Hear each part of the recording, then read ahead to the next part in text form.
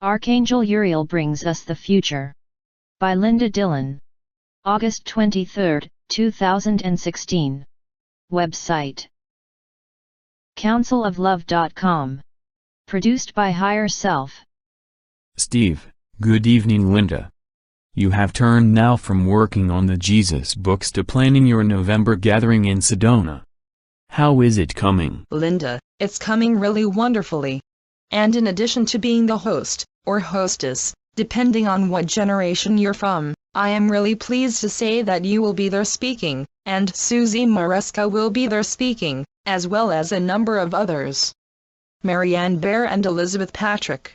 We have several Grammy-winning harpists including Peter Sterling, who is going to come and do our sound meditations. And Poco Diablo is geared up and ready for us, so things are really falling into place. Poco Diablo was really beautiful at the 2012 Scenario Conference. Yes, it's a great location. And you know, the council was really quite insistent that that be the place where we go. And I was curious, because there are a couple of really nice venues. Not only was Poco the right price in terms of the rooms for participants, but when I started doing my research, I knew that the resort was owned by Native American tribes, but in terms of the mission statement of the Yavapai Nation that owns it, our whole workshop, the whole gathering is about moving through acts of will and action into the fulfillment of the Mother's plan, into creation and co-creation. And when I looked at the history of the Yavapai, and how they really developed this for sustainability for the tribe, I thought, oh my gosh. We are going somewhere where there is a living example of how this is done. So, there's no coincidence. Well, we are expecting to talk with Archangel Uriel today, the bringer of the future. At some point I'd like to ask him about the future of the Native Americans, because we have some people who want to help them after the revaluation of currencies, and don't know what to expect. So, why don't I let you make your transition, unless there is something else? Oh no, I'm ready to step aside. Step aside? What a modest proposition. Archangel Uriel, greetings, I am Uriel. Welcome, I am Archangel, holder, bringer, Archangel of the Silver Ray. Bringer of the future, and the future is now. I am honored and pleased that you have called out and invited me, all of you, to join you this day. Often because I am the transition Archangel, the anchor of what is to come, the fulfillment of the plan of the Mother, I am not as popular as some. Is that not humorous? Yes, thank you for that. How do you know? Do you have a popularity chart up there? Yes, we take polls all the time. Ha ha. So, one hint then, that I bring you this day, the future is filled with laughter, camaraderie, joy, friendship, unity. The Silver Ray also brings a level, can I say a greater level, of clarity, of purity and connection with divine, with all realms, with the elementals, with the kingdoms, with your staff family. So I would like to suggest to many of you, that perhaps you begin to think of utilizing the Silver Ray more freely, more frequently, for there are many benefits. And I would also like to suggest, as brother, as ally, as historic friend, not only of future but of past, that I bring you many blessings. Very often you think in terms of the colorful rays. But Gabrielle and I, we are of the fundamental connections. No, never do we seek to override or diminish our brothers and sisters, because that is not the way of love. That is not the way that we serve the Mother. And so let that be the first comment that I share. Nothing is truly ever achieved, brought to fruition, brought to fulfillment, if it is at the price of attempting or actually diminishing the well-being of another. The truth of love is that all blossom equally. All are given the latitude, the spaciousness, in which to truly blossom. Sometimes you think, or you feel that energetically, human beings are in many ways squished like sardines or anchovies in a can, and that there is no room for you to really create or bring about that sense of sacred space and spaciousness. That is not really true, even in the areas that you have thought of as very densely populated. There is always enough sacred space for each and every being to truly blossom. Think of it in this way: in a perfect garden, the flowers and the plants are not so closely bound that they strangulate one another. And yet, as they grow and come to the fruit, whether it is a blossom or a pear, they brush each other. They exchange fragrance. They exchange energy. They receive the bounty of one another. That is what humanity, right now, and certainly in the future, is learning. Now I have suggested to and through this channel, that today we would talk about what lies ahead.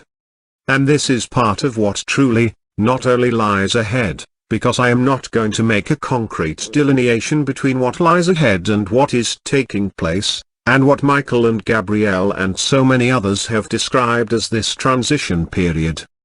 Because I don't want you to think, feel or act, as if what is happening, what is occurring, what is being brought forth by you and the company of heaven, is some distant future, because you are in the creation mode.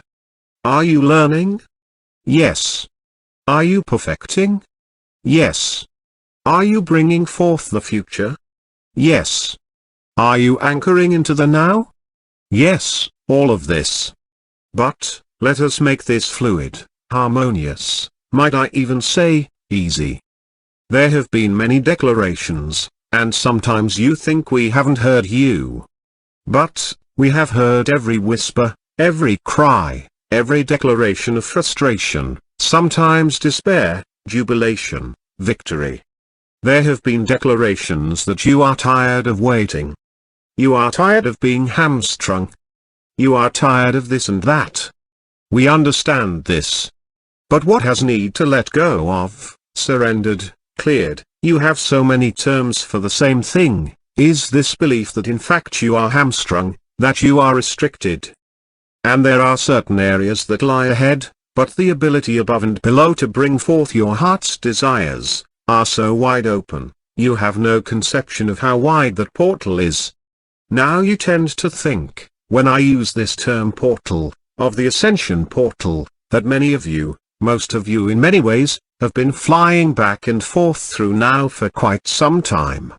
But, when I am saying portal, I am also referring to the portal of your being. You are a portal. You are conjoining with the totality of your sacred self. That is step number 1 in sacred union. We have begun with the portal of your heart. With the expansion and awareness of your bright, beloved heart. Each of your chakras are portals. And you are learning, and remembering in so many ways, how to use these portals. There is a great deal of attention right now being focused on your solar plexus, and other areas. But that is the seat of your will, as you know. And this portal does need to be wide open. Not only for the alignment and reception of divine will, but for the full activation of your will, and the balancing of that with your heart, with your head, with your root, in so many ways. But you have not tended to think of yourselves as portals, and we encourage you to do so. The spectrum of what is available to you, even before we talk about what we are up to. The spectrum of what you are capable of is beyond your imagination. When you begin, and this is where your future lies, let us start with the blockbuster statement, where your future lies, is in the alignment of your heart, your mind, your will, and your anchoring in physicality, in the richness, diversity, the vibrancy of Gaia, of being in form. When that is truly wide open, in balance, not only activated but in action, there is nothing that is not possible. So often you have looked, and we are glad, to us, to the Mother, which we all do, to your star family for assistance. And that is in the balance of all creation. But you are also looking to yourself, to your sacred self. So often we see you in this sense of searching, yearning, wanting, wondering, how do I access? But you access through your being. Start with your heart. And, then to bring into reality, and when I say reality, your experience, what you desire. Now there have been many distractions. And you say, well, I cannot do that because of the Illuminati or the Cabal or this or that, my mother, my father, my sister, my neighbor. I can't do that because I am broke, I have no money. I can't do that because I don't feel well. I can't do that because. What we don't hear often enough, and where I am hoping, even as I am activating you as we speak, where we move to and where the future and the present lie, not an I can't but I can and I will. Now beloved friend, ally of my brother, where do you wish to begin? I think I'd like to begin by getting a picture of the future. What does the future hold for us, Uriel? A lot of people are wondering when this hour will begin. A lot of people are wondering about the American elections. Many people are wondering about the currency revaluation, an event that just seems to get postponed and postponed. Could you tell us, perhaps, what the future holds for us, please? How you create, and I am not avoiding your question, how you create individually and collectively is by holding a very defined frequency. What lies ahead and where the future lies is individual, with the collective holding a frequency that allows. And it is a frequency of love. There is only really one frequency. And so you are thinking, what is this frequency? It is love. It is a sound, it is a light, it is energy, it is a vibration, it is a wave. Many things do not come fully into fruition, because individually and collectively that frequency is not strong enough yet. Think of it in this way. You have turned on a radio, or a GPS, or whatever, and it fades in and out. Now what happens, whether it is an American election, or a revaluation of your financial systems? What happens is that the frequency comes into clarity and then it fades. And it comes into clarity and it fades. Now I know you don't like this explanation, so let me be practical in what I am talking about. Oh, you are going to be reevaluated next week. Too often, is what is happening, and I am not being critical, I am explaining what has occurred. It is not a matter of laziness. There is a level of, oh, I can breathe, I can relax. That is a good thing. But there are also many who are looking at this in two ways that are not entirely of a positive nature. One is, now I will be wealthy and I can unplug. My life is solved and I can escape into my fantasy life. Well, that is of the old paradigm, of old earth. Now I am not suggesting. There are some of you, that in fact are being given this vacation. But that is not the purpose of this undertaking. The other energy, which is even more destructive, which makes the fade happen, that creates the fade, is avarice and greed. This is not eliminated. And I am not talking merely about what we have termed as the recalcitrant or the reluctant or even the disinterested. There is a sense of greed. And it isn't a greed that is necessarily based in a feeling of, I want more money, more energy, more wherewithal in order to promote well-being upon the planet. It is simply greed for greed's sake. And that is of such an ancient pattern that it does not contribute, let alone build, the clarity. Now, I am not singling out. That is neither my wish nor my job. But it is important, this clarity. And you say, but we have projects ready and willing to go. But my friends, you are but a small pocket of this undertaking. It has been a massive human, not divine. Yes, assistance from our side and from your star side, and from the master side. That you weren't even aware of, because it would be beyond your level of dealing with variables. But it is the human as well, that needs to be at least neutral. And so you say to me, well, then there is no hope. And that is where you are wrong.